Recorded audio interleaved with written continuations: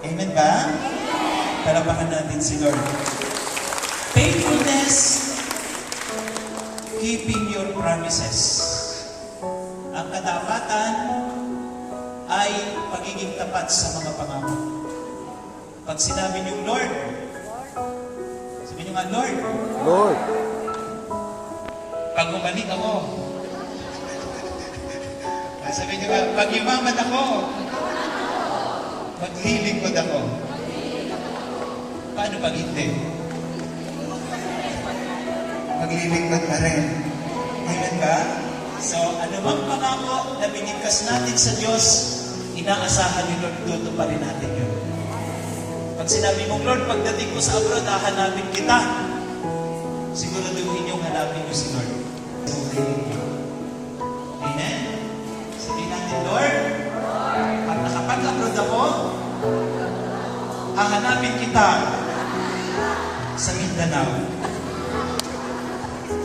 Amen ba? Okay, faithfulness is honoring marriage vow.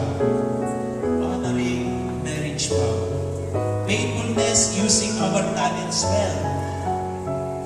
Ang tapat, ginagamit ang lahat ng talento na ibinigay sa atin ng Diyos for His glory. Not for our own good, but for the good of others and for the glory of God. Amen? Faithfulness, making the most of your time. Ginagamit natin ng maayos ang oras na ibinibigay sa atin ng Diyos. Ang tapat ay hindi nag-waste ng time. They're using their time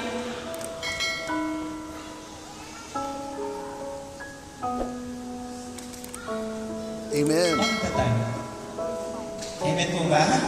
Kaya ginagamit ng maayos ang oras. Faithfulness is standing by your friends, especially in trials and difficulties.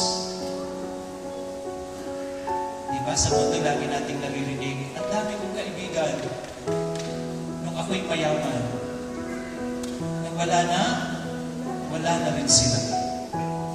Ang katapatan ay nasusubok sa panahon ng kailangan.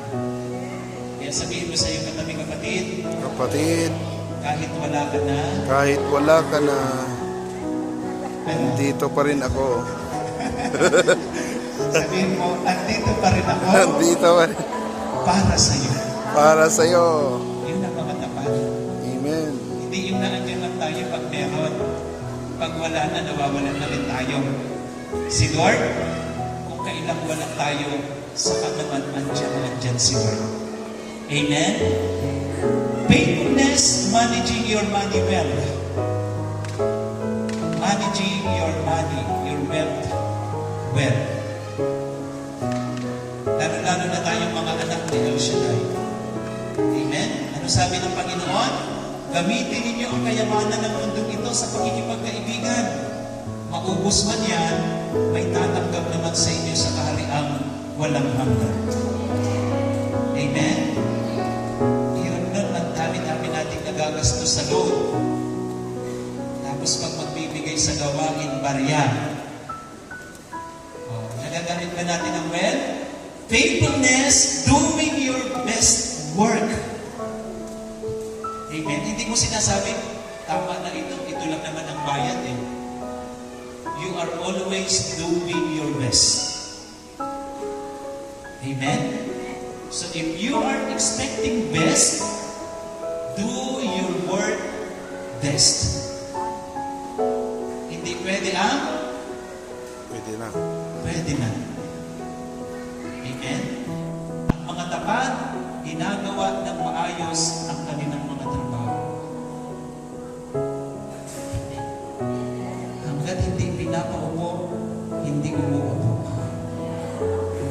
Amen ba? Amen ba? Pag sinabi ko malakpak, pag sinabing lakasan, hindi ko naman sinabing sumigaw, sabi ko lang malakpak. Pag sinabing sumigaw, pag sinabing malakas, amen ba? Sa mga simpleng bagay na yan, nasusubok ang ating katapatan sa Diyos. Amen? Faithfulness, committing to a local church. Committing to a local church. Ang mga tapat ay hindi sila lamang attend ng attend, kundi nagiging katuwang tayo sa pag-unlad ng ating simbahan. Amen po? Sa paglago. Kaya tayo po, hindi lamang mga workers, lahat tayo, dapat tayo ay may hangaring makaakay ng mga kaluluwang pabalik kay Lord.